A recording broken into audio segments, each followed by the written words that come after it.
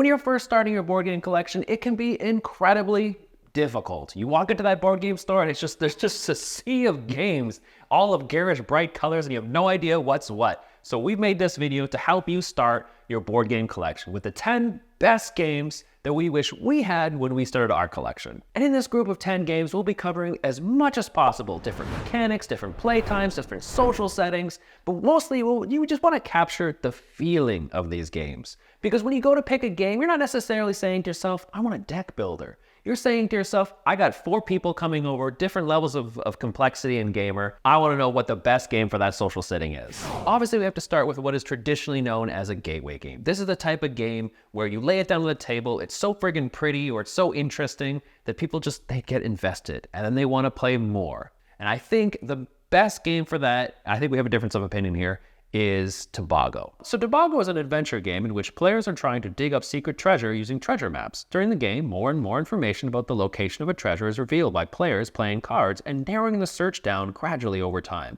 When the location of one of the treasures is finally revealed, players try to reach the area as quickly as possible to secure the findings. But be careful, push your luck too much waiting for that high-value treasure, and you might just get cursed. Really amazing table presence. Like, you can't not be intrigued by all those cool little statues that turn around and the gems that appear in the little jeeps that you move. And it's pretty accessible too. It's not an incredibly complicated game. You can get this taught in 5 minutes, no problem at all. And everybody I've ever taught this game to always ends up having a good time. And not just that, but the type of game that you see in Tobago, you're not going to see elsewhere.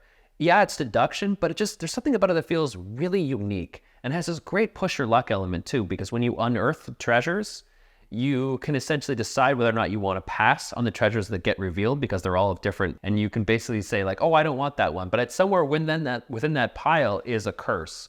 So if you push your luck too much, you just might get nothing. And that's fun too. It's sort of like this mixture of a bunch of different themes. But that's just my pick. I know you had a different idea for the game that you liked. My game of choice would probably be Decrypto. It's more of a party game, not so much a serious board game. But in my experience, most of my friends that don't already play board games don't really want to jump straight into an hour, 2 hour long game. It's great for if you know someone well, because it might be a different way of getting to know them and seeing how they think. But it's still great for people you don't know well and kind of like an icebreaker or something to talk and do. Yeah, I think it's the better gateway game because it doesn't force someone to have to learn mechanisms and get good at strategy and think and long-term planning and thinking, especially if they haven't done that kind of stuff before. I think this is where I would start people off. So I guess we lied at the start. We said there was going to be 10 games, and it might be more than 10 games. But that's good. It's a bonus. Bonus games, but it's 10 sections. And obviously the honorable mentions for this, we have to go to the gateway classics, right? Ticket to Ride, Catan, and Carcassonne. These are the games that get most people into board gaming at some point. And then next we have the Let's Work Together game, and maybe get a little silly. So the game that we picked for this, and I think we're in agreement on this one, is Escape. So Escape is a cooperative game where everyone is trying to find treasure in their temple. To do that, everyone is rolling dice at the same time, and those dice let you move, explore new tiles, and unlock new treasure. But be careful, because it can also curse you. Whenever you roll a black head, you can't roll that dice anymore unless you or someone in your space rolls a gold head.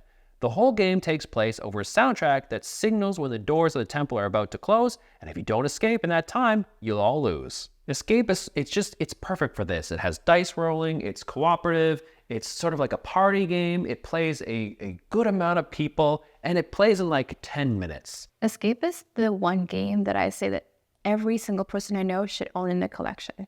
It is such a different board game. It's truly one of the most exciting games. It plays in such a short amount of time, and that whenever we meet new people, it's always the game that I want to pull out because you get to see them in a different light, right? There's no cool, calm, collected, think through my turn, plan this out. Because it's all played in real time. Yes, so you're rolling dice really, really quickly, and then when you get curses, sometimes you're stuck, you can't speak, or you lose a dice, whatever. So you end up having to rely on each other a lot, and so you test their their ability to ask for help, and in their willingness to help someone else. You see all these real life skills in test in this game, and all in under 10 minutes. And so I think it's an unbeatable game for anyone's collection. And you can pull it out with people of different ages, people that have played games, haven't played games together, and it's rolling dice. It's always fun. Yeah, exactly. It's a mechanic that people are very familiar with, but in a setting that they're definitely not going to be familiar with, because everybody's like, oh, you roll dice. I know how to roll dice. But what they're not going to realize is that you're just like, you're just constantly rolling dice, picking them up and rolling them again.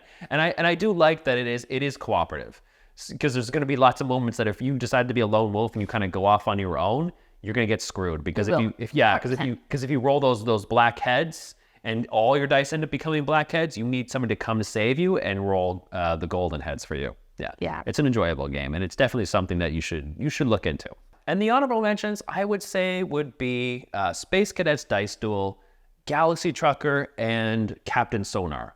I really like Galaxy Trucker too. Yeah. Galaxy Trucker isn't cooperative, but it's got that same sort of silly, everybody just going at the same time. And we're all doing this together. We're all like building our ships and losing our ships at the same time. Yeah, and Captain Sonar is like a brilliant game that plays like 8 players, and it's a team-based game where you try to sync the other person's subs. These are all great honorable mentions. And then next we have the Let's Be Social, but not really game. You ever have those nights where you want to hang out with your friends, but you want to be doing your own thing while solving your own puzzle together? This is that, exactly. And the game that we selected was Lost Ruins of Arnak, because it's just a good worker placement game. It has deck building, hand management. It's a little longer. I think it is the longest game on this list, but still you can get it done under 2 hours. Lost Ruins of Arnak is an exciting blend of deck building and worker placement, where you play daring explorers uncovering secrets on a mysterious island. Each turn, you use cards to gather resources, explore new sites, and defeat fearsome guardians. As you uncover the map, you'll gain powerful artifacts, expand your deck, and climb the research track for big rewards. And this is one of those that we can't stop playing. Yeah, there's just such great themes in it. Like the theme of exploration, I feel this game captures it beautifully. Like you put your worker out into the newly explored area. You get to reveal the area that you explore, which is always fun because you don't know what resources, the exact resources you're going to get. And then the monster. It's like an extra depth of exploration. And what's fascinating about Lost Ruins of Arnak, and this is how it becomes a sort of solo puzzle that you end up solving, is that, yeah, there's interaction between players somewhat, but primarily you have this like 2 phases of the game where it starts off like everybody's pretty boisterous and like, oh, I'm going to go here, I'm going to do this. But then by a certain point, I've noticed that people's kind of shut down and they stop talking to each other and they just get stuck like, okay, I'm going to do this, because you're just trying to maximize everything and be as efficient as possible. And you're just like, I'm going to do this. Okay, I'm going to play this card, then this card. And somebody starts talking to me like, no, shut up. I don't have time for this. I gotta maximize my turn here. It's a cool shift. And that's why it has to be on this list. You have to have one game that's like this. But this game, even though it is like that, it's still pretty accessible. Yeah, and you're also still doing it together, right? Like you still see what everyone else is struggling and fighting with. And of course, like a lot of the games that we review on our channel, we talked about, if you're doing things yourself and you're doing it alone, it has to be enough of an interesting puzzle to keep you entertained the whole way through. And we find that this is definitely got that. Yeah. It's got interaction, but it's none of a negative interaction. It's mostly just like, I'm going in a place where you might want to go. But other than that, you are mostly kind of doing your own thing. And the honorable mentions for this would be, well, they're a little heavier. It would be Ark Nova, Great Western Trail, and probably Underwater Cities. All brilliant games, but definitely a little heavier than Lost Ruins of Arnak, which is why it was our primary pick. And next we have the Let's Push Our Luck and then Laugh at Each Other's Failure game. So for this entry, we had to pick games that were going to, we have multiple games again, but that's okay. You're just getting more bang for your buck. We wanted to pick games that have a lot of luck in them, because people do enjoy luck, but not so much luck that it just feels like you're a victim. Yeah, like you're a victim of the game's mechanics. You have no agency. Luck is, I mean, both of us like to be strategic, but luck means that the game is different every time you play it. There is elements that you can't control, and it makes the game a bit more whimsical as well. I find that because you can't control it, sometimes you get low screwed over. Sometimes people just get lucky and roll good dice every single time, and you get to enjoy that in the group. So the games that we selected are Clank, and then you picked MLEM. I think it's supposed to be an acronym, but we'll just say MLEM. MLEM. Yeah, the space cat game. In Clank, players play as thieves looking to sneak into a lair of a dragon to steal its treasure. You'll have to be careful, as you'll make noise as you go deeper and deeper into the lair. To go deeper, you'll draft various cards to gain companions and abilities that will aid you in your greedy adventure. At some point, however, the dragon will wake up, and whoever is left in the lair when that happens is toast. Yeah, I just love Clank, and I think it just does push your luck the best. Like, you start off, it's all pretty light, you're kind of like meandering around and getting stuff, but then by a certain point, the shit hits the fan, and like the bad guys start coming out. Your life points are just like slowly draining, and you're just like, I need to get to that treasure as fast as possible and then I need to get out as fast as possible. And I'm including any Clank game you want. I played them all. They're all good. Whether we do the space one. The space one's the one I like the most, but the fantasy one with the dragon is just as good. And there's a legacy one too. So it could be any. They're all interchangeable in my opinion. They're all brilliant games. I love hate Clank. I do think it's fun. I do think it's exciting. I hate that I lose all the time, and it sucks. Yeah. No game that you lose all the time ever is that great, you know? No, you push your luck too much.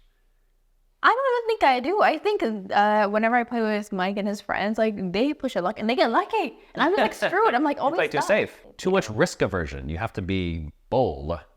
Whenever I try to be bold, I always die. It always goes the wrong way for me. So it's bad luck, I guess. But that's why we called it the laugh at your friends' failures game. I don't enjoy that part. I do. I did not enjoy that part. I do like MLEM, though. MLEM Space Agency is a light push-your-luck game where you lead a team of space kitties, each with their own unique powers that impacts each expedition. Each round, players take turns launching a shared rocket and using dice. The pilot does his or her best to blast further into space. The higher you go, the more points players earn when they choose to disembark. But push your luck too hard and roll poorly, and the rocket crashes, leaving all the kitties stranded in space. It was so different.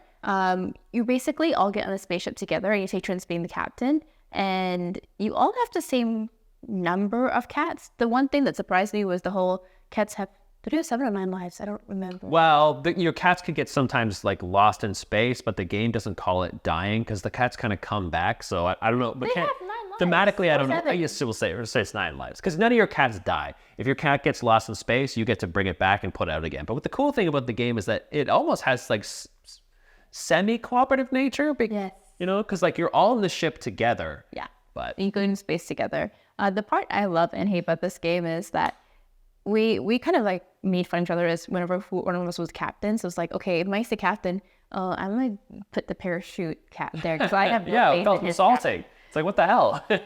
And when he eventually blows us up, I'm like, saw that coming. Could have told you. Could have warned you. And so it was so fun because there is that luck-based element where you're rolling dice, of course. And because you take turns rolling dice, whoever the captain is rolls the dice, you kind of can blame them for their bad luck and not yourself. So not even like push your luck. It's just like, you screwed me over. But it's also one specific cat that I hate again, where it's you can remove a dice when you get off the ship. That's the king of being mean and ruining my journeys all the time. Strategy, no. What you always do is if you're the last player, play that one. Play the one. Just take a look at what other people are putting down when they're putting down like the ×2 for planets, ×2 for moons. I'm going to deep space. You're like, you're a little losing a die because I'm going to get off early. His strategy is be mean. Yeah. MLEM is a really good game. And he wonders why the rest of us all try to sabotage his ship. Yeah, it's just a fantastic game. Yeah, it's fun. And it's really competitive too, because you also have a sort of area majority as you go up, because you want to land on the planets and the moons. Whoever has the most on a particular planet will get the most points by the end of the game. So you have a lot of healthy competition, whether that's take that style or area majority. And honorable mentions, even though we shouldn't have to give you honorable mentions because we just gave you 2 games for the price of 1, would be Mystic Veil, Quacks, and Kabutos. Cubitos. All great push your luck games. I have to say, Cubitos, so cute. It is a very cute game. So cute. Worth getting the game just because of its cuteness. And Quacks, like I'm mentioning, because it's kind of ubiquitous in this space right now and everybody loves it. I actually don't like the game, but I'm mentioning it because it is worth looking into if you want to push your luck. It's pretty good. And I have to say, Mystic Veil, love that game. Obsessed. Love that game. It looks very old. I won't lie. It does have a very ancient look to it, but it's so fun. It is a fun game. So next we have the let's ditch the theme and just be adults and engage in a nice strategy game. So sometimes you just don't want to be burdened by silly things like theme. you just how heavy the theme. You want to feel like you're an intellectual. You have your glass of wine and your bourbon and you're playing. Like you're playing chess or you're playing. Are you making fun of me? No, I'm saying if that's what you wanted to do, you don't want to be like, oh, I don't want to slay dragons. I don't want to do this. Sometimes you just want that abstract feel. Some of us are not big fantasy people and just want the mechanisms and want a good game without having to be like, oh, you are now a wizard. Oh, you are now an adventurer. I just want to play the game. That's fair. And the game we selected was Harmonies. Harmonies is just this great game. It has tile placement. It's abstract. There's set collection, pattern building. It covers a lot of different things, and you can play it in about an hour. Harmonies is an abstract strategy game where players draft discs at the start of their turn, which they'll use to place on their board to complete various patterns required by animal cards they've drafted. It's such a fun game. It's so focused on doing things the most efficient way and completing these little cards, contracts, basically. Time flies by. It does, yeah. And it's a bit of a head in sand game. Like, you don't pay hyper close attention to what your opponents are doing. Not really. Like, you're kind of focused on your own thing, which is it could be a fun thing to have in your collection, even though we already kind of gave you one. It's lighter. I find that the difference here is that when there's no theme, sometimes it's not as confusing. It's not as, you don't have to really buy into the whole story. You just have to understand the mechanisms of, like, you take things, put things down. You have to see the picture, do the picture. Yeah. And it's one of those games too that's going to fit your collection as probably the most tactical game in this list. You don't go into a game of Harmonies with an idea of strategy. It's not like Lost Ruins of Arnak where you can go in that and say, like, I'm going to do the research this game. No. You just, whatever you are dealt, whatever you see is what you kind of have to tailor your tactical strategy toward. And that can be really enjoyable. And that's what makes, I think, that's what makes most good abstract games. You can have a general idea, but at the end of the day, you just have to adapt. It's so fun. Yeah, Harmonies is a great game. So the honorable mentions for the good abstract games would have to be Life of Amazonia, Cascadia, and Ingenious. One of my favorite games of all time. This is a very good game. And next we have the Let's Test Our Dexterity game. This just seems like a type of game that you have to have in your collection. Even though we're not the biggest dexterity fans, it is nice to have a game that's a little silly, it's a little fun. You know, you can play it at the end of the night after a few drinks. It's just the perfect game for this, I think, is Dungeon Fighter. Dungeon Fighter is a hilarious, fast-paced dexterity game where you and your team of misfit heroes dive into a dungeon to defeat monsters. Not with careful strategy, but by bouncing dice into a target board. Each turn, one hero rolls a dive with a twist, maybe with your eyes closed, under your leg, or while spinning. You'll face wacky monsters, earn loot, and try to survive the final boss. And what makes the game enjoyable is that everybody will be picking up like different character cards, and they'll have their own unique powers. Like, you might be a barbarian, you might be a mage, and you're going to buy different weapons the deeper you go into this dungeon. And what's interesting is that those classes, those weapons, they reflect themselves mechanically by being different ways that you have to throw the die. So maybe to do, +1 damage to this monster, you'd have to cover your eyes when you're doing it. It's just a hell of a lot of fun. He did not cover his eyes. He cheated. Sometimes, yeah, sometimes you gotta cheat. For the good of the group, I don't cheat. I'm kidding. She's joking. Nobody's cheating. It's actually a game that I had in my top 100. It was the first video that I talked about. I have a lot of good memories of this game. Although have you played this game? No. Okay, she's never even played it. He's never pulled it out. So I don't think I've ever pulled it out with you. I've definitely pulled it out somewhat recently. I guess you were not there. Okay, well, we'll have to play sometime. But it is a lot of fun. I hope I'm not recommending a game that's out of print. I hope it's still in print, because I do think it is the best dexterity game. For whatever reason, whenever people talk about dexterity games, it's always flicking. Everybody wants to flick things. What? The games that we always like for dexterity, it's always like grabbing or something. I know, because I purposely avoid flicking games. I don't want to feel flick. I don't want to ruin my nails. Well, I don't care about my nails, but I don't want to flick stuff. Yeah, I don't really have a top pick for dexterity game, mainly because last time we tried... You like coconuts. I do like coconuts, but like some of our dexterity games that we have, it's like you grab something, you like rush to grab it, whatever, and he is very... violent.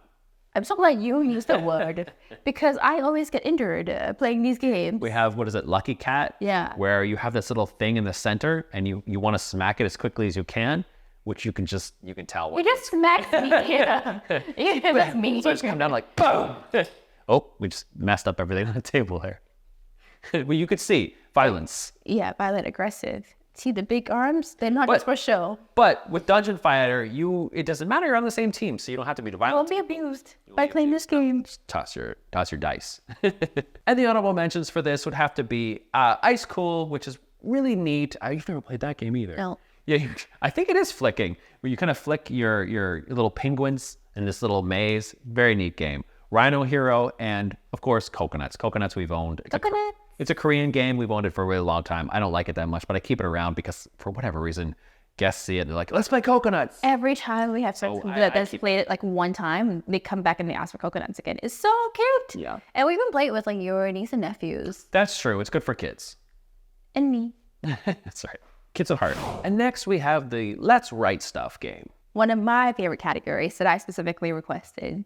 It's definitely a good category because like it's definitely, this type of game is a type of game that is incredibly unique. These games where you're just writing stuff down, they don't feel like anything else. There's a reason why this genre of game was incredibly popular for the longest time, where every game... It still is, it is. Where it feels like every game was like, oh, Great Western Trail. Well, here's Great Western Trail, the roll and write. Here's this, the roll and write. But the specific game in particular that we're mentioning today is Cartographers. Cartographers is a relaxing yet strategic flip and write game where you draw terrain on your personal map to earn the Queen's favor.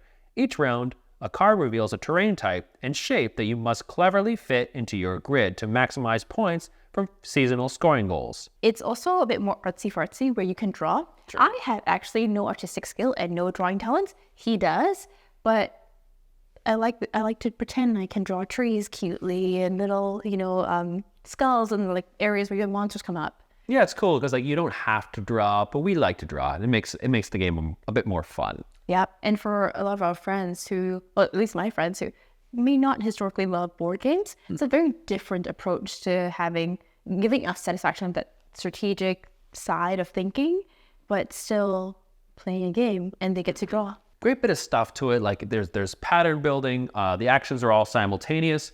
It plays. I think on the back of box it says 1 to 99 players because it really doesn't. Yeah, it doesn't, because it doesn't matter. The player count doesn't matter because you all just kind of play at the same time. And there is a take that element, but it doesn't happen very often. Where if somebody flips a monster card, you get to draw on somebody else's sheet. Yeah. And basically just like put a monkey wrench in their plans, which is enjoyable. It's another little element. Ruin the artwork. Yeah, you do. And the honorable mentions for this list would be Roar and Write, Roll Through the Ages, and Hadrian's Wall. Hadrian's Wall being quite a bit heavier than the rest of these, but still a really good roll and write game. It's your favorite or flip and write game. I think it's a flip and write game. Whatever, it's a writing game. And then up next we have the Let's Party game, because every collection needs that ubiquitous, everybody get together, have some last party game. And the game we picked for this was Long Shot the Dice game. It's got dice. It's got a really high player count. I think it plays up to 8 players. It's got betting. It's got push your luck. It's got individual player powers. It's got money and gambling. It's got money and gambling, yeah. Long Shot the Dice game is a lively roll and write horse racing game for 1 to 8 players, where participants bet on and influence a race of 8 horses. Each turn, players roll 2 dice. One determines which horse moves, and the other dictates how far. Players can place bets, purchase horses to gain special abilities, win as much money as you can as possible by the end of the game, and you're the winner. Everyone sort of just needs that one of those games that just hook you. And whether it's, you play at the start to sort of set the pace for the rest of the game night, or you play it at the end just to revitalize people. Or you bring it to a party. Or you bring it to a party. Have a bunch of people sit on the table playing this game. Yeah, it's just a lot of fun. And there's still like enough tactical choices to never make you feel like you're getting entirely screwed by the dice. Because one of the things you can do is if you purchase a horse to have race around the track, you can make it so that when other people move, they bring along your horse. Because no horse moves solo. It's usually they move the rolled amount, and then everybody kind of moves one along with them. I think this game's also very strong because of the theme and emulates like a real world situation where you go to the racetracks and you bet. But of course, you gain money. And so a lot of people, it's not like a fantasy theme or something where it's harder for people to grasp. And it's also really fun. It's just as simple as that. It's really fun. Whenever we pull it out, any party or any kind of events we go to, people always love it. And even after you're done playing like one full game, a lot of people often should have done things differently. I want to play it again. Yeah, exactly. And there's enough variability that between games, it never really feels like it's the same game, because not only does the dice rolling itself obviously make for a different game each time, but the horses themselves all have different powers, and there's different cards for like each color of horse. So red might have 3 different types, blue might have 3 different types. And so you never have to play with the same horses, and it never feels the same. And the honorable mentions for really solid party games would be Decrypto, Sushi Roll, and probably Spyfall. I think these are my favorite party games. Decrypto is brilliant. Well, we've already mentioned Decrypto, actually. So it's already appeared in this list. And next we have the Let's Just Play Just the Two of Us game. There are going to be times when you just want a game that plays beautifully at 2 players, whether that's because you can only get one person to play with you, or because one person just happened to show up early and now you're kind of left awkwardly standing and sitting across from each other and you have to make casual conversations, but neither of you wants to really talk to the other one. Or you just live with them. This is why I don't make good friends. Just play the game. I don't care about your life. And the game we picked for it is Five Tribes. You know, it employs auction, it has a bit of take that to it. Five Tribes is a tactical strategic classic where you take control of Desert Kingdom by cleverly moving meeples across a dynamic board. Each turn, you pick up all the meeples from one tile and drop them off one by one, Moncala style, across adjacent tiles, activating powerful effects based on the last meeple's color and the tile's ability. Use assassins, builders, merchants, and more to outmaneuver opponents, claim tiles, and earn points. It's just a great game, and what's good about it is that even though it plays best at 2 players, it can also play 4 players. So, because if you only have 10 games in your collection, I don't know if you want an exclusively 2-player game, unless you exclusively just play at 2 players. We usually start playing it with 4 players, but then I don't remember why we started playing it 2 players, and the game... It opened up. It became so much better at 2 players. So there's different types of strategies to employ at that point, but it plays well at 4 players too. It's very enjoyable for sure. But the reason it plays so well at 2 players is because it's the auction phase. So when you're auctioning for turn order, you can make it so that you can be, because you get 2 turns basically. When you play 2 players, you get 2 whole turns Per round. Yeah, exactly. And so what you can do is you can make it so that your turns are back to back, which means that not only you're trying to play and optimize and get the most you can, but now you're sort of setting yourself up for your next turn, which adds this like extra layer of strategy. And the reason I love Five Tribes so much is that like it's a game that you can pretty much play with anyone. They're going to understand. Who else are you playing Five Tribes with? Anybody. But it's a game you can explain really easily. And you don't have to get that much in depth to it and like try to maximize and being as efficient as possible. You can just like have fun picking the stuff up. But if you really want to, you can make it as brain burny as you want and get like really deep into the woods. Five Tribes, I would say, is the only game that I consistently lose at, but always enjoy playing. That it's the only game I've ever asked for, even though I've lost a lot of times before. Yeah, it's that good. It's that good and that enjoyable to play. And the honorable mentions for this category would be Seven Wonders Duel, Race for the Galaxy, and Sky Team. All brilliant 2-player games, some of which play even more than 2 players. And next up, we have the Let's Get Aggressive and Just No Longer Be Friends game. And I have no game in this category because I am not mean and I like my friends. I had many games that I had to pick from this category because most games I enjoy are mean. Actually, if you just went through this list, you'd probably find that a good chunk of them have the take that element. I like it just a little bit of take that. But sometimes you just want pure aggression. No. Yeah. Sometimes you're having the boys over and you're like, let's play some Blood Rage and just beat the hell out of each other. Then why do you invite me? Just to beat the hell out of you. In the game. So mean. No, it's all good fun. And the game that I selected was Cyclades, whether that's the Legendary Edition that just came out or whatever edition you want. There's a lot of good competition for this genre. Cyclades is a fast-paced, aggressive game where players battle for control of ancient Greek islands with the help of powerful gods. Each round, you engage in an auction to bid on divine favors from the gods. Use gold to build armies, fleets, and metropolises, while fending off monsters and rivals. The first to control 2 metropolises wins, so every turn is a tense mix of bold moves, clever bidding, and fun battles. Cyclades it's such a good game. You know, it's got set collection, it's a dudes on a map style game, it's got lots of miniatures, wicked aggression, auctioning, area majority. It covers a lot of basis, a lot of mechanics. And it's just a hell of a lot of fun. There's just something about moving your dudes around and trying to capture all these little islands. You've never played it. No. That's mean. There's a lot of I have a lot of meme games in my collection that I don't bother showing Kim. And that's okay. Do you really want me to just try the game and tell you I don't like it? Yeah, exactly. There's no point. But I feel like everybody should have a game that is aggressive in their collection. Yeah, you don't always just want to sit Try there and it. do your own Go thing. try the game. Like, a lot of these games, I would say always just go try. Well, obviously, of course. Because then if you've never tried a mean game and never played with someone who is mean, like, go try it. And then you'll know for sure if you are the kind of person that likes it or doesn't like it.